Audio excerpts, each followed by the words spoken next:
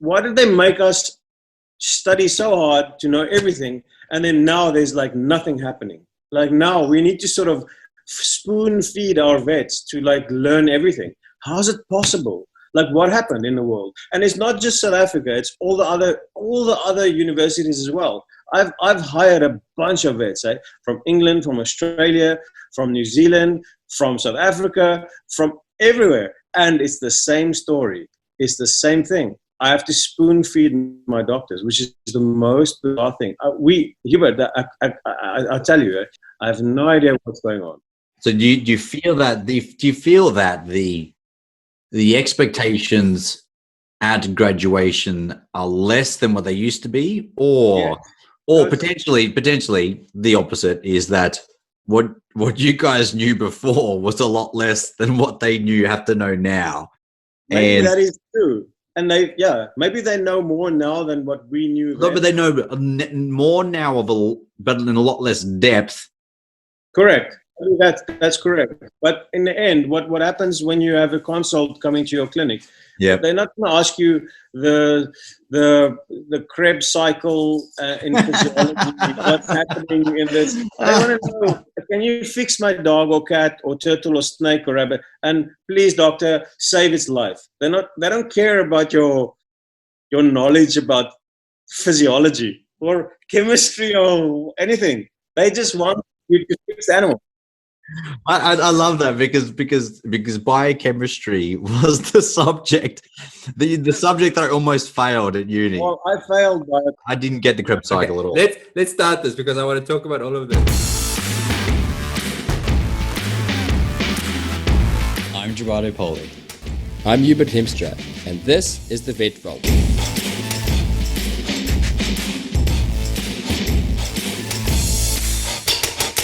Before we kick off this episode, we want to remind you about our soon-to-be-released clinical podcasts. We've been working hard with a team of specialists to create 3 brand new podcasts filled with everything that you really need to know to be the kick-ass clinician that you've always wanted to be. We explore topics in medicine, surgery, and emergency and critical care with our superstar specialists to find out what's new, what's important, the pitfalls, the pro tips, and all those other nuggets of wisdom. We're making these for vets of all levels of experience who find themselves time poor and unable to commit the time you'd like to your continued education. We want to make short but highly practical content that you can listen to and learn from in those in-between moments in life, like when you're driving your car, or walking your dog. Each episode will also be backed by summarized show notes of all of the good stuff that we discuss, so you can refer back to it at a later stage when you need a refresher. We're almost ready with these podcasts, so keep an ear to the ground, and we will let you know as soon as they drop. Now, back to our guest for this episode. It's not every day that you get to interrogate one of your friends, but in this episode, that is exactly what I get to do. Dr. Ruan Bester is a good friend of mine who qualified 1 year below me and whose career has been a bit different than most from our cohort. While the majority of us either got jobs back in South Africa or did the United Kingdom or Australia thing, Ruan was drawn to working in Asia and specifically in Hong Kong and Macao, eventually starting his own practice in Macao. Now, if you've never heard of Macao, you are probably not alone. Macao is a small little island just off the coast of China, about an hour away from Hong Kong by ferry, and is the gambling capital of Asia, and according to Ruan, as you'll hear, about 10 times the size of Las Vegas in the United States. Outside of work, Ruan loves fast things like aeroplanes and race cars and motorbikes, but mostly he just loves being a vet. We catch up with Ruan to talk about changes that he perceives in the profession, and about sustaining your passion for the job, what life as a vet is like in Macao, and all sorts of weird animals like flying turtles. Join us for our highly entertaining, slightly alternative look at our incredible profession with Dr. Ruan Bester. Vet Vaulters, welcome back to another episode. I am thrilled tonight to have an old friend of mine, a guy that I actually went to university with in South Africa, at Onderstepoort Faculty of Veterinary Science in Pretoria, South Africa. In 1970. Dr. Ruan Bester is a good friend and a very unique person. He was unique back at university, and his career choices and what he does is still unique, which is why I wanted him on the podcast. It's a great opportunity. You don't often get to interrogate your friends, so I'm going to utilize this to the full extent. I have a feeling this conversation has been very raw. So I love this. I love this. So I'll start with a little story. My last memory of Ruan, so Ruan qualified 1 year below me. One of my last memories of Ruan is walking around on a stage built out of hay bales in a tight-fitting women's dress with makeup on, waving around a fiery torch and setting the whole stage alight while he was hosting it. Bizarre. Yeah, that was not one of my best performances in my life. Oh no, I beg to differ. That was probably the best performance of your entire life. It's one of the most like bizarre memories of my whole life. But you know what? So that night, my professor, like our dean, he hated me. Yeah, we destroyed him. We jumped on his lap. We kissed his wife, and it was hectic. And then the next day, he called me into his office, and he really cracked me out. Like, yes, I never thought, I never knew this guy could be so angry with me. But then now he's a super cool dude. Like I still talk to him, and he's excellent. So anyway, so everything has changed now, and sort of we created a history, a legend in South Africa, which was quite interesting. It's one of my favorite things of veterinary science is because you go through university, and I think any students listening to this will identify with this, or people who are fresh out of university, with this group of people who they one sort of person, and they might be totally wild or not focused, career driven or anything at all, and you go, oh, how did I ever going to make a success of this career? And then you see them 5 years later, and they are fucking focused. They are some top specialists in a hospital or business owners or anything, and you go, where did that come from?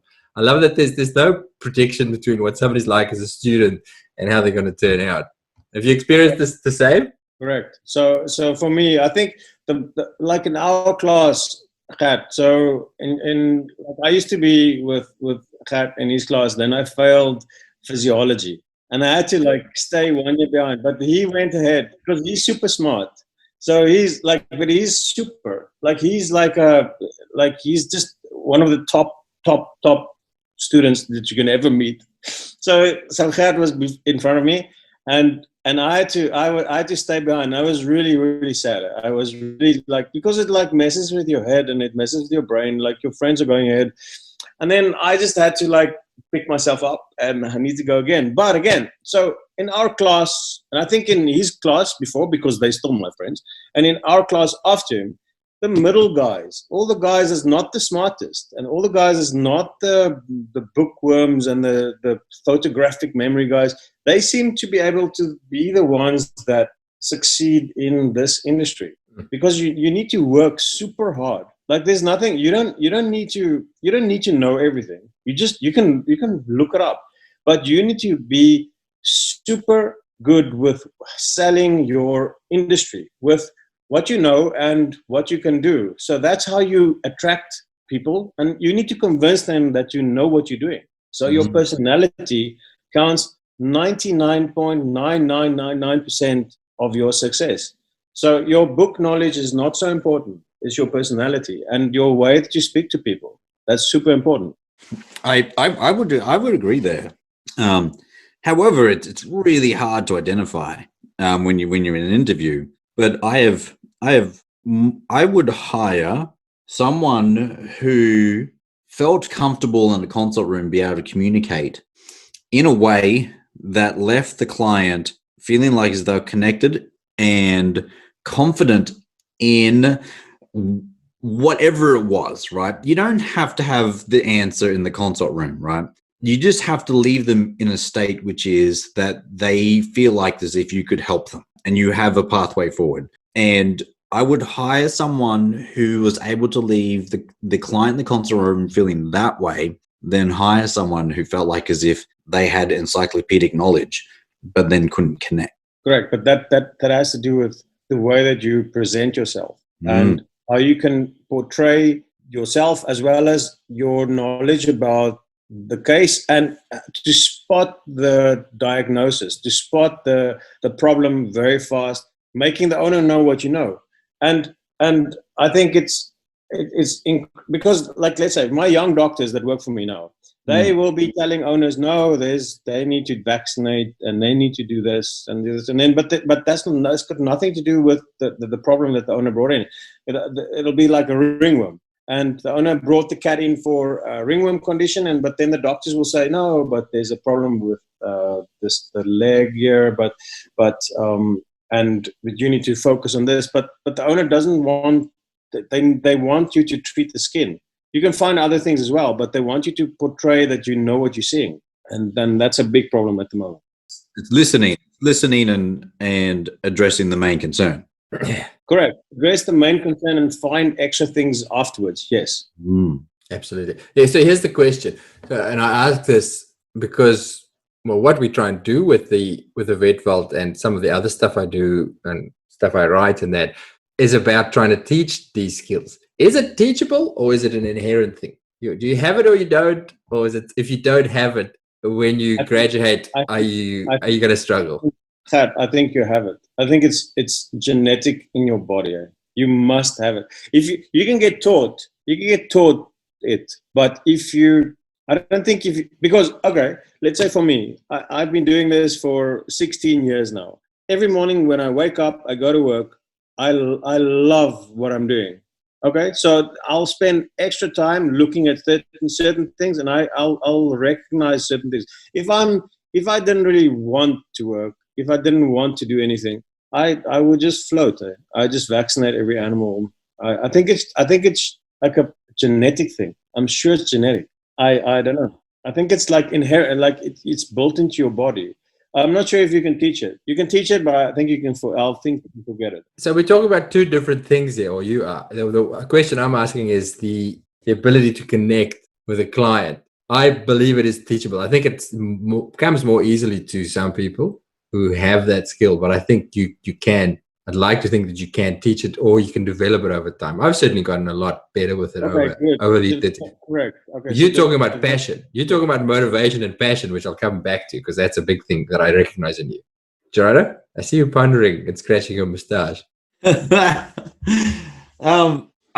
do think that it is teachable, but it does require like consistent feedback. It can't be a single conversation around something, and it has to be a conversation with like situation, behavior, impact. The situation was this, the behavior was this, the impact was that. But then it has to be consistent, and there are some people who are open to it and some people who aren't. And the people who are open to it will see it. They will see it and they'll make a change because they see the benefit that it has for themselves, for the patients, for the team. But then the people who are blind, you can't teach that, right? You let them go. Like in my mind, and it sounds a bit harsh, but if they can't see that they're clashing with clients and they're not really listening, they're not being empathetic, they're not addressing the main concerns, not being able to develop trust and rapport, and you've tried, then I really do believe that it's actually so that the desire has to be there. I read a nice quote the other day that I like. It says it's talking about other stuff, not veterinary related, but it says, you can't teach a pig to sing. You'll only irritate the pig and waste your own time. That sounds terrible. but there's some of that. The desire has to be there. But I think when the desire is there and you can create the right environment as an employer, then it's teachable. Ruan, like you 16 years training numerous vets, taking on new grads from around the world. What's your thoughts on that? Do you think that you can make an impact and have a change, or like a long-term change? Yeah, I think, of course, you can train. I think the guys that I've trained, I think I train them well. But again, like what I saw, you have to have that passion in your heart to push yourself to become like super. Like some of the guys that we've hired, if you don't have the personality to be a really good vet, I don't know how you can push that guy to become a good vet. It's really inherent. It's really I think you're born to be a good vet. I'm not sure. You guys tell me. Like but wait. So I've probably hired over my life more than 500 vets, and I've only found a few that have a passion for the industry and that have a passion to like push through. And like I used to work for a charity association in Hong Kong. It's called SA, Society for Abandoned Animals, and we hire a huge amount of doctors. And my one of my prerequisites for being hired is you have to go do a spay. So I'll have them do a spay, and then just by looking at the way that these guys handle like tissue handling, the way that they touch things, and you can see, like for me, I can see if you're gonna be a good surgeon. I can see if you're gonna be a good practitioner or medicine, or where your skills will be just by looking at the way that you do surgery. It's the most bizarre thing. That's interesting. So do you mean specifically surgery, or does that translate to you can see how they will be in other fields of X-ray science as well? I think it beginning for me is surgery, and then after that, I think any doctor that's knowledgeable can be good in medicine. But for us, you have to be good in surgery. You need to be we're doctors. We should do surgery. We should be doing a lot of surgery.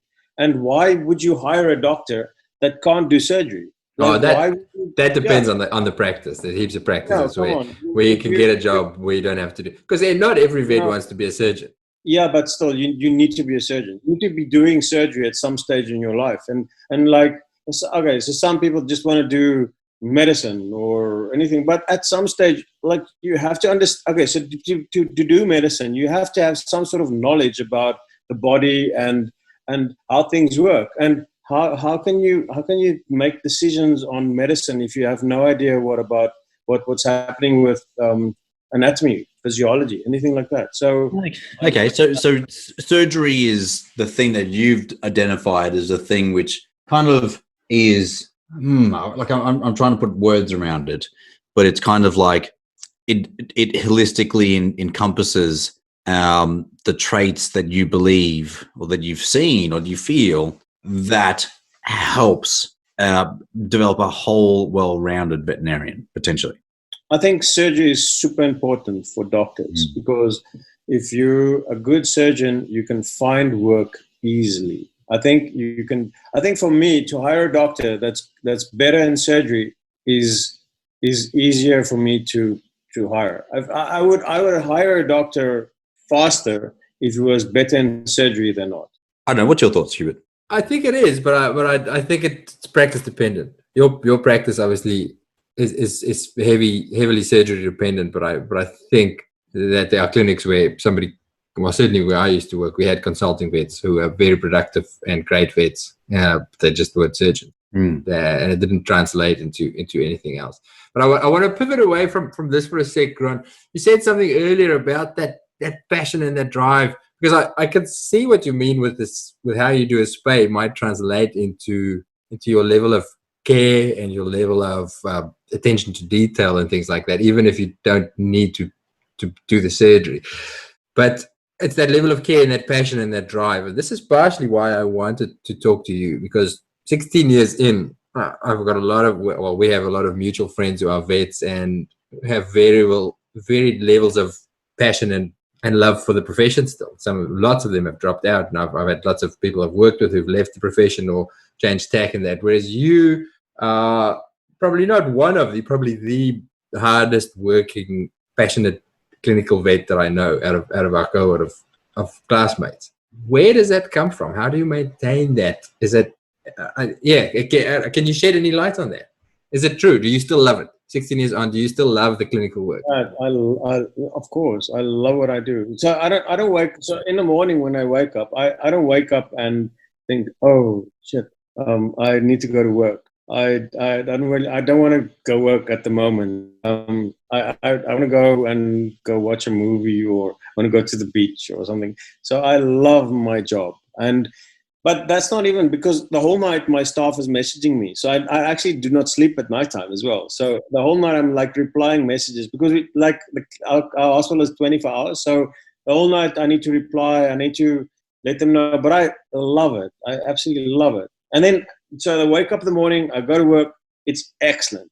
and then I get to work and I can do my own thing. But I notice, so I can tell, like, I want other vets to also be enthusiastic about your job and enthusiastic about what you've done, because you've studied such a long time to be a vet. So in the end, after you've qualified, you should do your best. You should live your dream. You should live your passion. It's passion. It's total passion. It's not a job. For me, it's total passion. It's what I love to do. So I love flying. I love airplanes, but my passion is my job.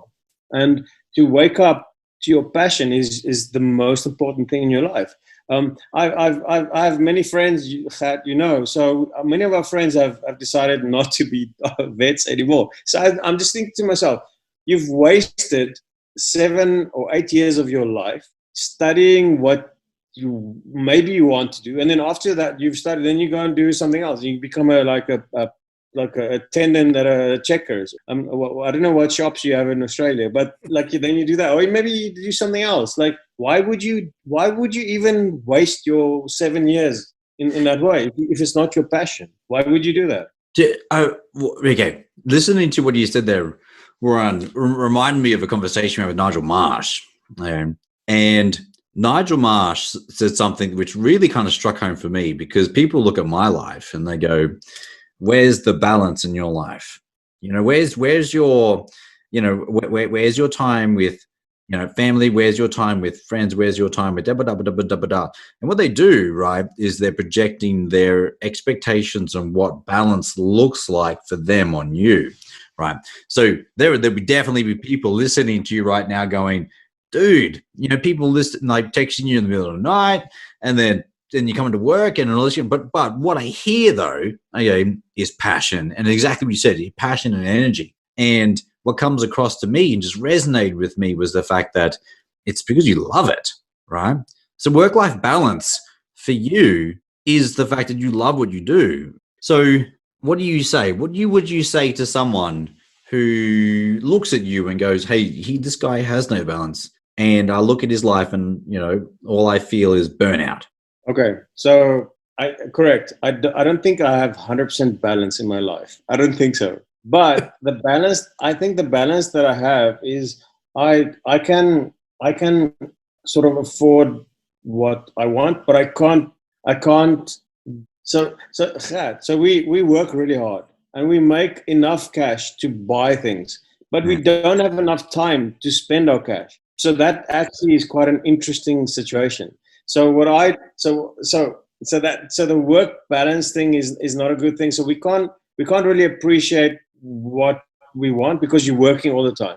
And I that's maybe one of the problems that we have as doctors or as veterinarians. Yeah. It's a little bit of an issue. But for me, work balance is, at the moment, I can do stuff that I think other people is not able to do, but we do work super hard. This is something that I have a bit of an angle on and have a bit of perspective on. And my thought is that, and this may not be a popular thought, okay? Yeah. But we are fed when we're at university. You want to come out university, you want to find a job which offers you work-life balance. There's a couple of problems there. First of all, the first problem is no one tells you what work-life balance. They give you an impression of what work-life balance is, and you don't get that, so you feel disappointed. So one is what you're trying to live is a life that actually isn't necessarily what you want to live. So you should, one, or second thing is identify what it is for you, and then 3, have a conversation around it.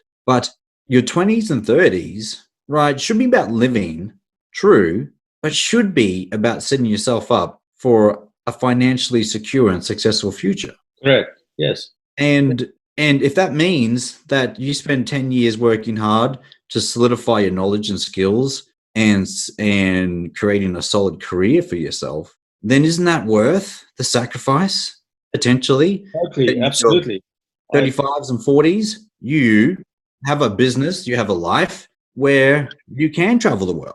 I don't know. Hubert's pretty silent here. No, because I'm listening and trying to process it. I'm definitely of the I a slightly different opinion on it than both of you. You guys are actually quite similar. We're sitting here watching you, and I know you both pretty well. I personally think you both work too hard from an outsider's perspective. But I know, Gerardo, that for you it is, you do what you love to do. So it's not a chore for you to work. I worry about Ruan sometimes, that he works too. I'm going to visit Ruan, and he does work freaking hard. I was more, but I certainly was more, and still am. I'm very much aware that there should be stuff outside of work. I was never as absolutely pumped and driven by the love for the job as Ruan is, for example. So I have days where I wake up and I go, I don't want to go to work. I'd rather do something else. Now, and I don't think that's unhealthy, but what you just said there, Gerardo, especially early on in your career, I feel like I could have been less balance focused and more career focused for a while there. In the first 10 years of my career, I didn't have kids, I didn't have a family to focus on. So some of my decisions were probably a little bit lazy, to be honest. That's just what it comes down to. But there's got to be an off switch. So there's, well, not that there has to be an off switch, but what I'm fascinated by you, Ruan, is that financially you've made a great success of it, as far as I'm aware.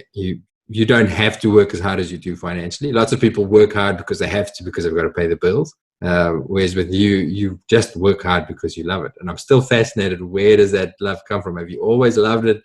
Did you love it back at university, or did you develop the love for the work? And I want to come back to working. Where you work in the world, is it because it's a different work environment, working in Macao versus in Australia? For me personally, if I say I need balance, it's not the vet work. I love working with animals. I love doing surgery and stuff like that. It's the client interactions, even though I enjoy that, but I have a limit as to how much of that I can take. I can only have the mental energy and the emotional energy to build those connections and do it well up until a point, and then I go, okay, now I'm any more than this, and I'm at risk of burning out and hating it. Whereas with you, it just seems to be a limitless source of energy. Okay, Chad. So since I was small, like really small, like I really knew, like, so I knew I wanted to be like a doctor. I knew I wanted to be like a doctor, and then I know I want to be a veterinarian. I used to I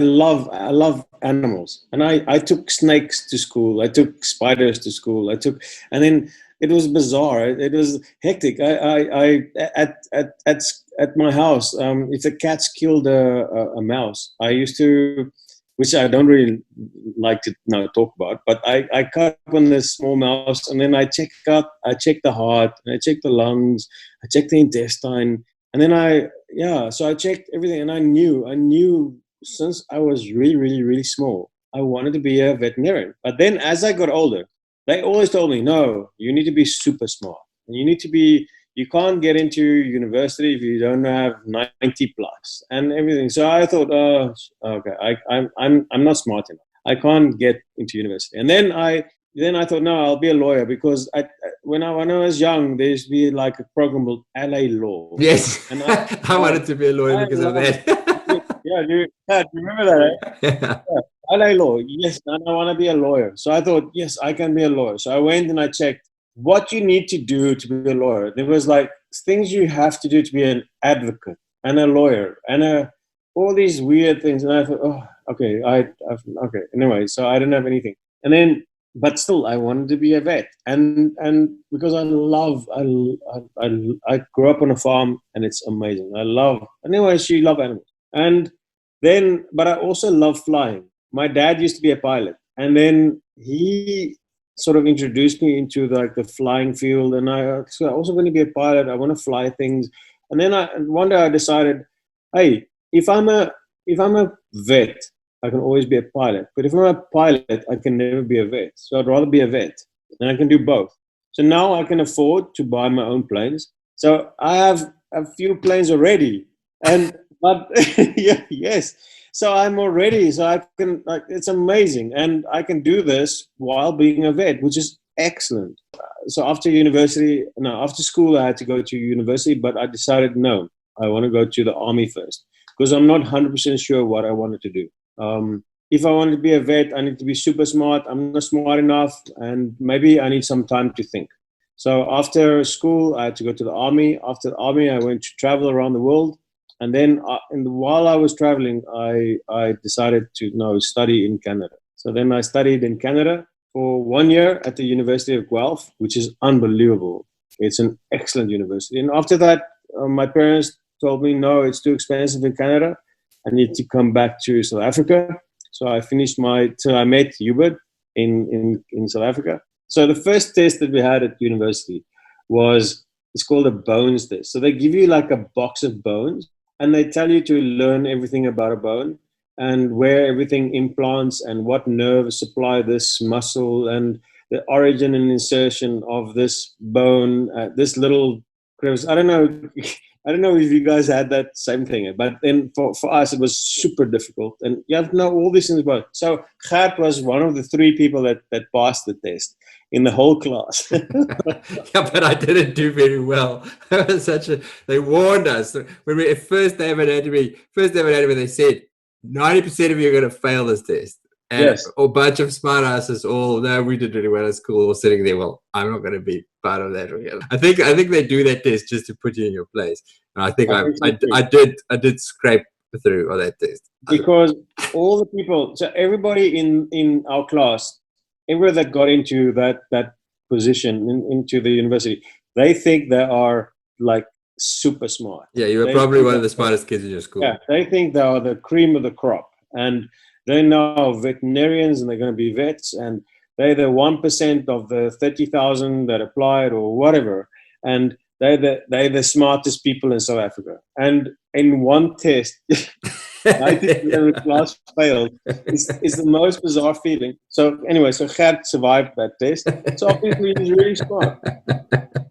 And he knows what he's talking about. Okay, wait. We've lost track of the story. We were talking about your passion and your love. So it sounds like it's always been a thing. It's for you. I think you're one of the outliers in a way. So I'm gonna bring you back to probably one of the biggest complaints you'll hear about veterinary science, about vets. Well, from vets about their jobs, and that's the people. So most vets will say to you, yeah, the animals are not a problem. I love fixing animals, but it's working with clients that's exhausting and it gets me down and there's more work. How do you cope with that? Do you ever feel that? Do you feel worn out or burn out from the client interactions? I think that's where your personality kicks in. So 70% of your day revolves around convincing the owner that you know what you're talking about. In the end, to try and convince the owner that you know what you're talking about, there's no way that you can be I don't think there's no way that you will succeed. My day revolves around convincing people that you know what you're talking about. And the way that you talk to the owner should be super important. You can't be like a bookworm and just throw a bunch of numbers to the owner. You need to connect with them. You have to make sure that you connect with them. So the clients, okay. So you're in Macao. Do the vast majority of your clients speak English? No. Yeah, maybe 10% English and 90% Chinese, rest is Mandarin. But they still understand English. So I need to sort of convince an owner while I'm talking that I know what I'm talking about. And then that goes through a translator to an owner. But again, if I portray that I have no idea what is going on, the owner picks up what I'm doing, and then the translator has no idea what I'm talking about. So I think your ability to project what you know is super important. Okay, so you got it twice as hard, right? And you're talking about communicating across that you know what you're talking about. But there are situations where you actually don't know what's going on. But in my mind, because I get asked that question all the time, I don't know what to do here. But then what I think that what I always fall back to is that what I 100% know is that we need to do something. We need to start somewhere, and we need to start with, depending on the signalement and the history, either a blood test, X-ray, ultrasound, fluids, whatever, maybe reassessment, pain relief. There is always somewhere to start, And what I believe that people get caught on, especially new grads, is they get caught on the feeling as if they need to know the answer right there. We need to diagnose in the consult room. Correct.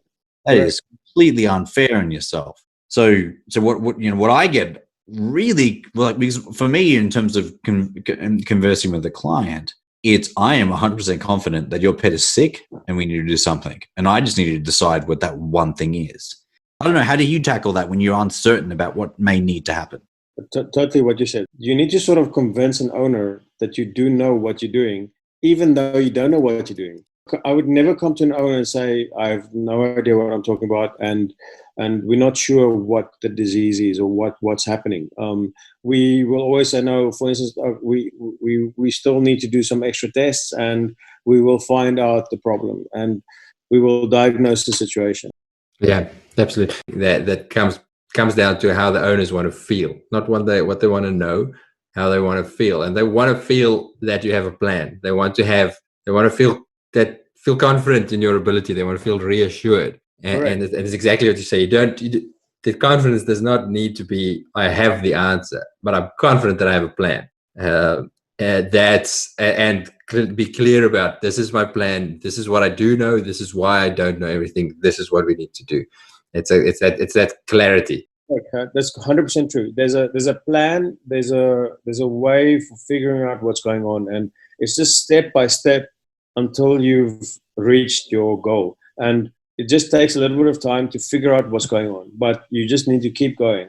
You don't in the beginning or halfway say, oh shit, sorry, I have no idea what's happening. Maybe I refer you or something. We shouldn't have done that test. We should have probably done this one first. Yeah, correct. Sorry, we didn't. Yeah, sorry, we didn't. Yeah, we shouldn't have done the test. Yeah, exactly. Oh, that's the wrong test. Let's try this test. Yeah. I will never, ever say that ever in my life. I want to go a little bit of a sideline, but when you said about many of your clients don't fully understand English even, and you have to communicate that confidence through a translator, which is a challenge. But then it brings me back to something else and it's what you said earlier about personality and how you present yourself, that your client can sense that just from your tone and from your energy. So you have to make bloody sure your energy is the right level of energy. I've written about it quite a few times, and I've spoken about it possibly on the podcast, but there's a lovely piece in one of Malcolm Gladwell's books where they look at a psychology study on human doctors, where I won't go into too much of the details, but the end of the study is they record consultations between doctors and their patients, and they look at doctors who have been sued, who have ended up in court about mistakes, versus doctors who've never had any litigation against them. And then they try and figure out, what do the doctors say that have never been sued versus, like, are there patterns, are there things that you can pick up that makes it predictable who's going to eventually get into trouble. And one of the final stages of the study is they actually slice up little bits of audio from those conversations. They garble the words so that the study participants, and these are just normal people, we're not psychologists or anything, can't hear what's being said. And they turn it into 15-second sound bites of that particular doctor. And in 15 seconds, people listen to, so all they can get is tone of voice. And in 15 seconds, they can actually, with a high degree of accuracy, pick who's going to end up in trouble. They decide in 15 seconds, yes, I like this guy. And if I like him, I'm never going to sue him. Even if you stuff up, I'm not going to take you to court because I trust you and I like you. And it takes 15 seconds of tone of voice is enough to establish it. So that, I love that way with you, obviously with your language thing, your translator might say the complete wrong thing, but your tone and your energy and how you come across is obviously enough to convince them that you are confident and competent. Right. Ruan, okay, so when you finished graduating at the University of Veterinary Studies in Pretoria behind Hubert, because Hubert was like an exceptional veterinarian. Nerd. I was a knew nerd. where bones were, and what attached the bones. But where did you go after? Did you go straight to Asia, straight to Macao, or where did you go? So after I qualified, I went to Australia, and I used to. My girlfriend used to work in Australia Zoo with Steve Irwin. Wow. I used to hang around with all of the vet and the animal handlers and all the people of Steve Owen, and it was unbelievable. So I learned a lot there, and it was amazing to be there. And yeah, and Steve Owen was amazing, dude. And I think it's just a loss. Like it's a disaster that he died. Did you actually work with him? Was he there when you were there? Of course, yes, of course. And anyway, so after that, I've always wanted to be. So I've always wanted to be in like a city and the limelight and stuff. So I went to Hong Kong because Hong Kong. So since I was like small, like I had pictures of like Bruce Lee on my wall. I knew he was from Hong Kong, and my parents, my family, they came to Hong Kong, and I saw like pictures of them. So my whole life, I knew Hong Kong existed, and when I travel around the world, I went to Hong Kong, and it's bizarre because it's the biggest. So I stayed in Hong Kong for maybe a week, and I never in my life seen such big rats. The rats are the size of cats.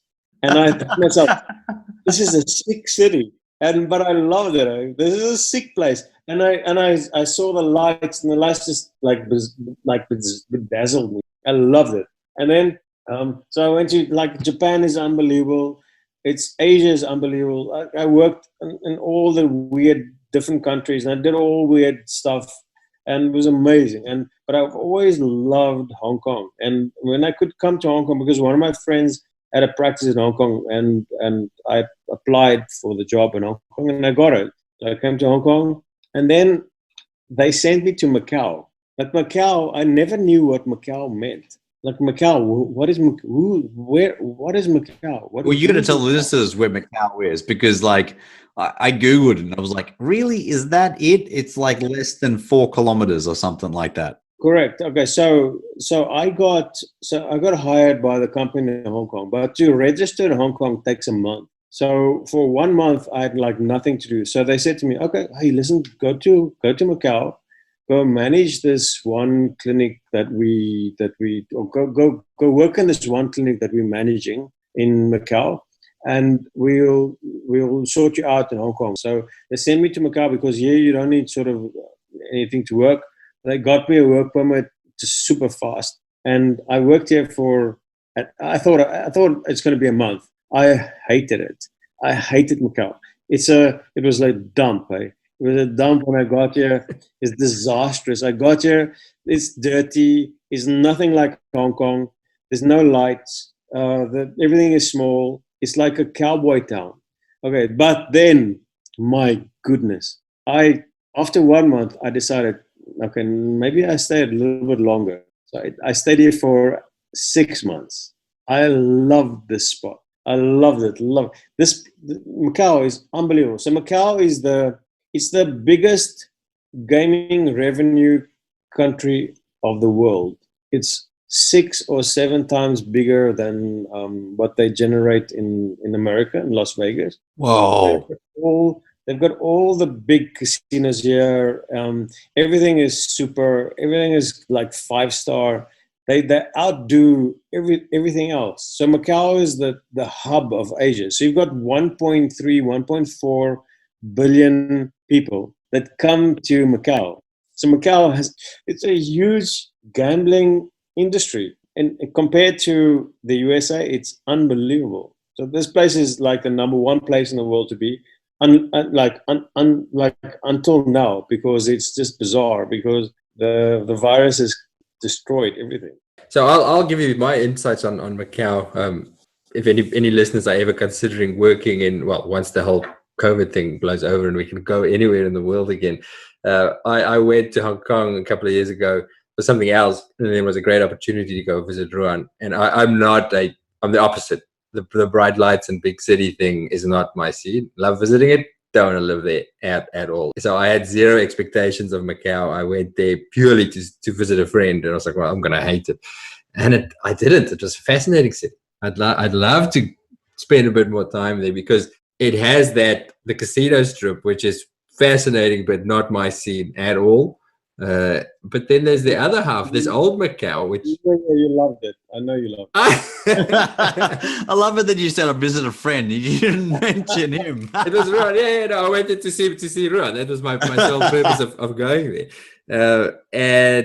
But Macao's got the old city, which is actually an old Portuguese colony. So it's this European vibe city in Asia that has Las Vegas times 10 attached to it on the side. So really fascinating place. But I've been fascinated ever since going there and seeing you there and watching Ruan work, because he never took any time off to hang out with me. He kept working. The work environment, the veterinary work environment. And I've been curious ever since about what it's like working as a vet in Macao or in Hong Kong, or in the well, if you have any experience in working in the rest of Asia, what's the stuff like? What's pet ownership like? Are people big into their pets? Are they happy to spend money on their pets? You know, what compared to what we studied in and then your time in Australia, what's it like as a vet in Macao and Hong Kong? So Macau is maybe, I think it's super slow, and it's good to be here because there's no competition versus Hong Kong. Hong Kong, you've got 150 to 170 clinics that you need to compete with. Wow. Macau is only about 20 clinics. So your ability to serve your community is better than Hong Kong. You have more clients here. You've got a better imprint in Macau. People are willing to spend money in Macau versus Hong Kong, and they're more laid back.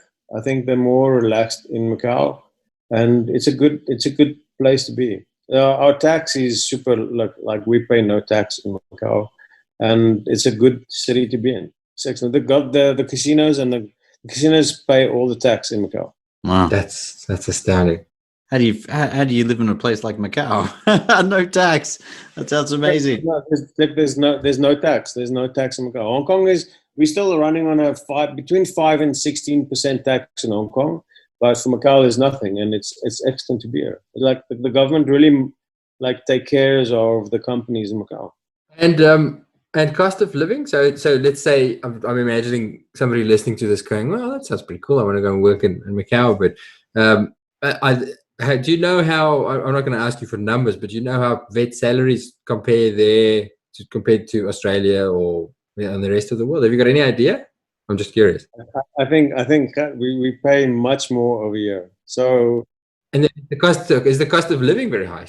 Yes. So the cost of living is like, how much do you guys pay for a 1 or 2 bedroom apartment in Melbourne? We don't live in Melbourne. What's average price? I don't know Melbourne, but do you know?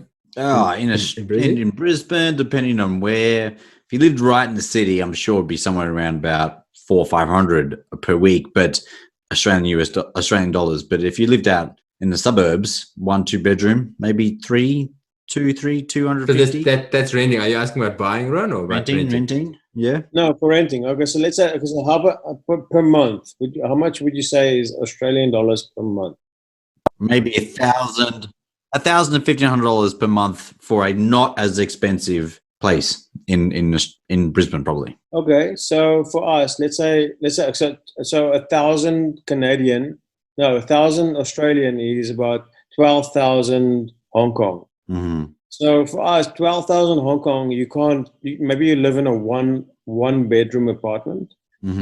So life here is a little bit more expensive. So you pay for a 2 to 3 bedroom between 20 to 30,000 Hong Kong per month. 15, 15. So that's about 3 to 4,000 Australian. Okay. Yep. So substantially more. Per month. Okay. So the food is expensive, but depending where you eat. So if you eat in all the expensive places, you'll screw yourself. But if you can sort of survive the places. But again, you don't pay tax. So if somebody wants to go there for a couple of years for a bit of experience, and are you going to save money? Is the question? I think that lots of people.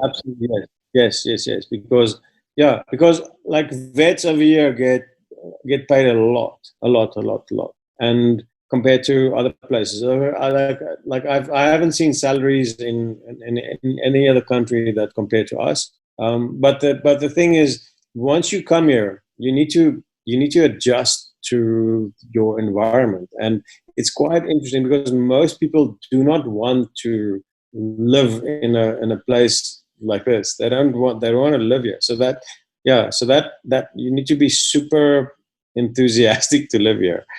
Yes. Yeah, it's a fascinating place. I would love to I'd love to do it for a stint, but I don't think it's my scene in the long term. But let's say if I had the contact of you there and I was a young vet with no family or anything, I'd definitely come and spend some time there just for the experience. It's such a vastly different experience to anything that I'm familiar with.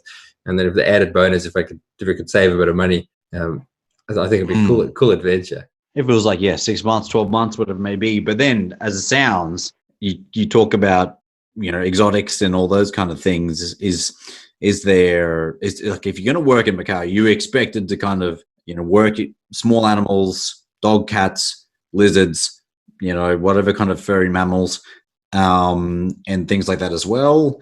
Obviously, you're probably not going to be working on horses or cattle or something like that. But what kind of animals do you think you got to be prepared to work on, or at least learn how to work on? Okay, so I used to work with horses as well in Macau. Okay, so Macau has a jockey club. And okay, it's a huge industry. Yeah, so Macau, there's a jockey club. There's also a dog racing track. So there's a lot of greyhounds. Yeah. So I used to work at the ground track, and I used to do a lot of that stuff. But the ground track closed down. The jockey club is not so popular anymore, but it's still running. It's still functioning. Again, but yeah, there's everything that's here. But for exotics, yes, we deal with a lot.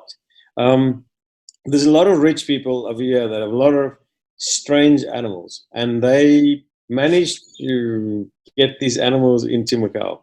And okay, so however they get there, that's not the issue, but actually treating them is the issue you got to tackle. So we need to treat these animals. We have to help them. So so we deal with a lot of animals. So it's probably every day for you, but like, what's the weirdest stuff you work with? What's the weirdest animal that you've seen that you went, oh, the hell is that? I've treated snails, cockroaches. Okay, did you say snails? The spiders common, snails, cockroaches, spiders. So there's people. Cockroaches. Cockroaches in Madagascar. Yeah, Madagascar. He's seen cockroach. Yeah, we treat a lot of them. There's snails. These huge, like a snail that like fits on your hand that comes in. Spiders. Obviously, many snakes, many birds, monkeys. I used to treat 4 lions in Macau, but they disappeared. And in like a lot of weird stuff. Fish. We do a lot of surgery on koi, cancer surgery on koi. Yeah, super cool. Birds. A lot of weird hedgehogs, hamsters. Oh wow, you're not gonna get. Oh wow, that's like a true Dr. Dolittle kind of thing. It's like that's a zoo. Yeah. Okay. So then also we have flying turtles. Many flying turtles. They jump out of the house and then crack the I thought it was really terrible. Flying turtle. I thought it was a species of turtle. I thought it was a species. And frogs. We had like frogs and stuff. It's hectic. Oh, wait, hang on. I want to go back to the flying turtle. So it's like high-rise disease in cats, but except in turtles. The slowest. Oh, look, I'm going to this edge really slowly right now. Yeah, it's not like oh, look, I'm going to be here for the next 3 hours on this ledge. Please be careful.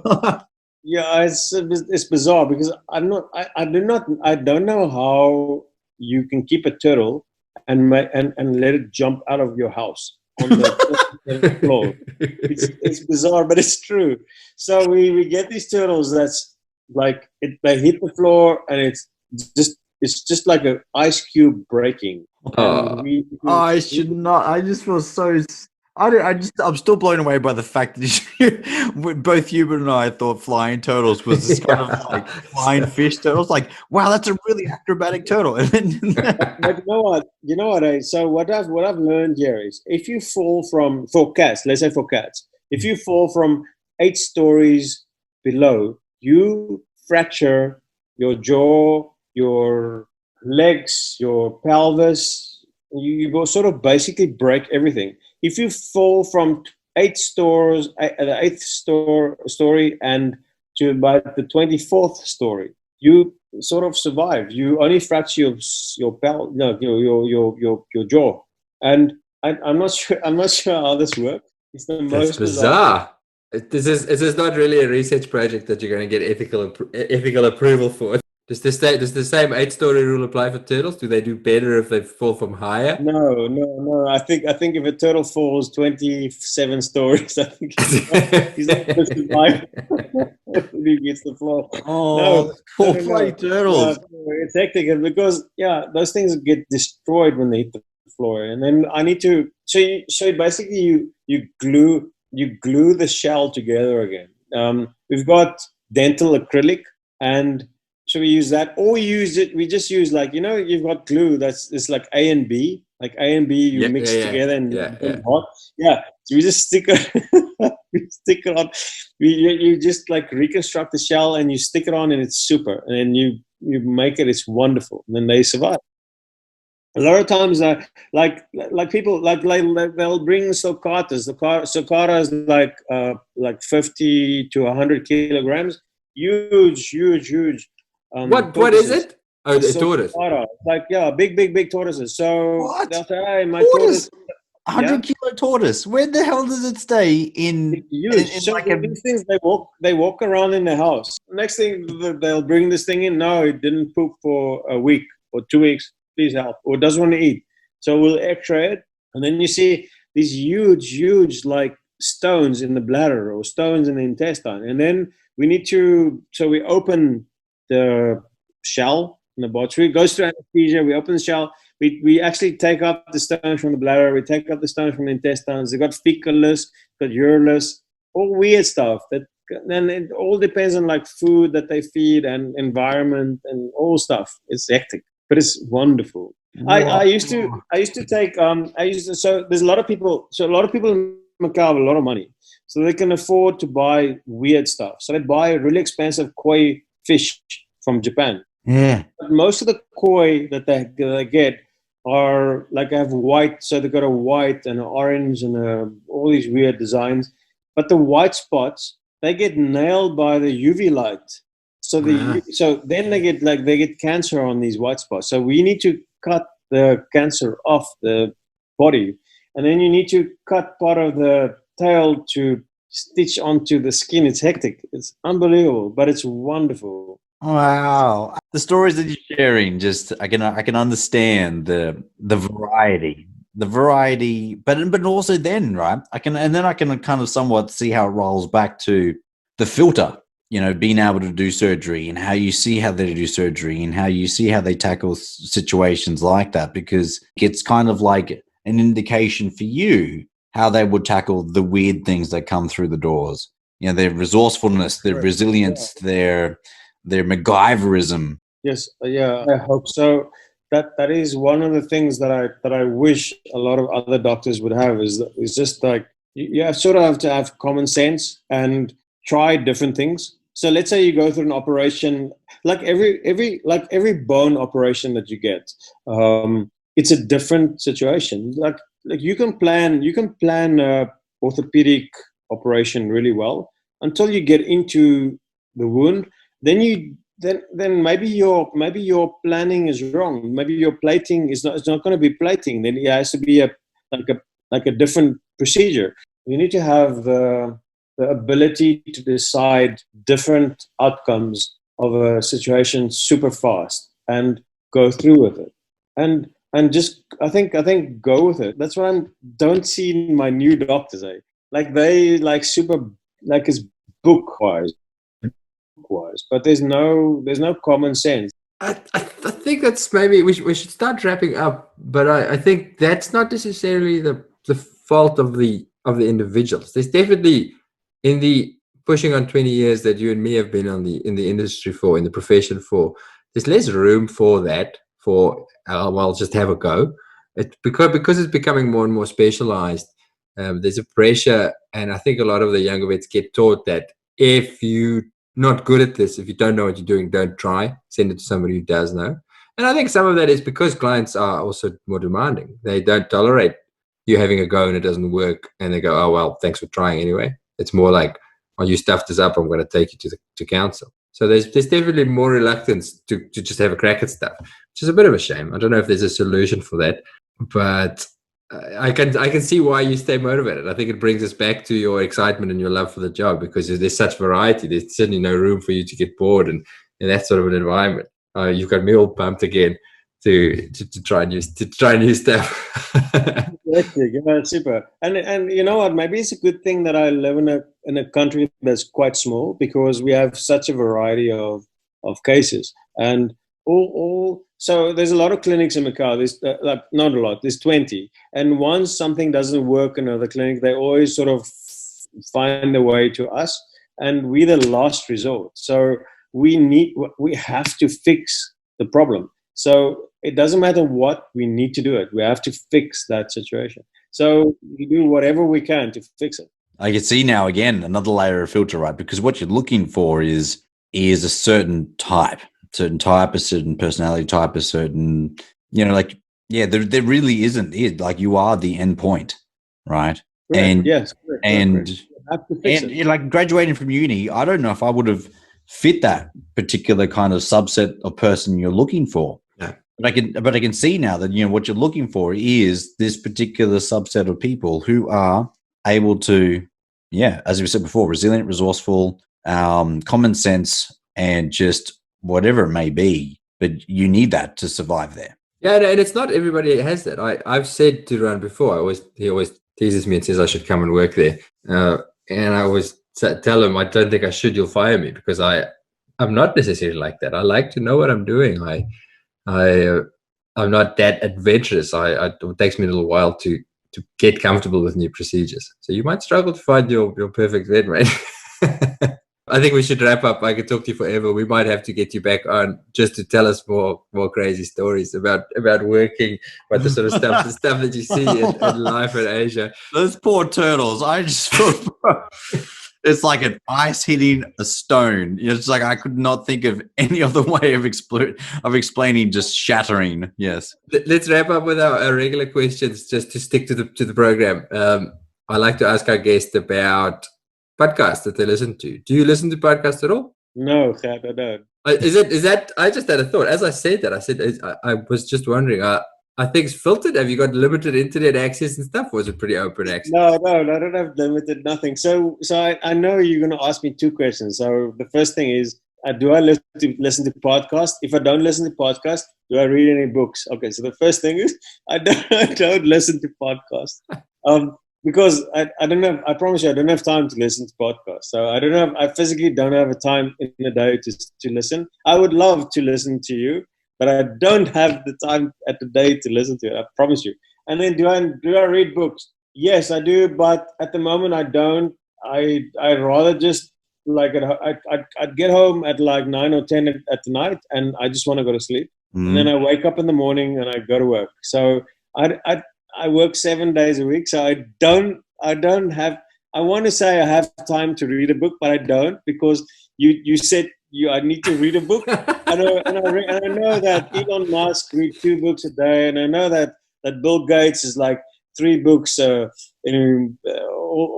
So, but I don't read. I just go to sleep and I wake up. I still think you work too hard. You're crazy. I'm gonna. It's my life mission to reform both you and Gerardo. Oh, but having said that, I don't think I've ever seen someone as excited and as passionate and as happy to be doing what he's doing. Totally true. Totally true. Yeah. Oh man. So what about our last question, Ruan? You're at a conference, and it's post-COVID, so you've got all the new graduate vets from around the world in the one conference theater, and they say, well, you've got 2-3 minutes to give them one bit of advice. What do you say to the new graduate vets of the world about their future careers? If it's not your passion, get out now.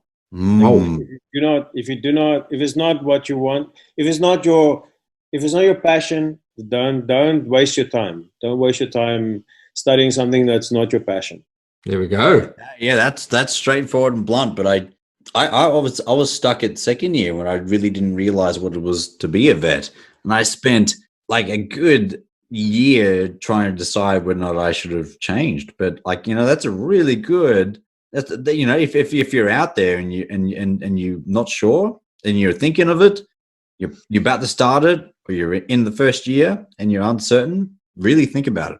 Totally, get out. There's maybe do something else, but if it's not, because like once you've qualified, it's not studying. The studying is difficult, but it's manageable. It's your 40, 50 years after you've qualified to wake up every morning and do what you've studied. That is the most important. So you still need that passion. That's the passion. You have to have passion to wake up every morning to do what you've studied. If it's not your passion, you're wasting time. You need to study something else. Do what you want to do, but don't waste your time. That's my advice to anyone. Oh, I like it. I like it. I like it. That's good. All right, man. Let's wrap it up there. Right. Thank you so much. I love chatting to you. You're still one of the most unique vets and most unique people I know. I appreciate your time. That was super hilarious. Hey, next time I want to show you my snake, Hubert, and I want to. Snake again.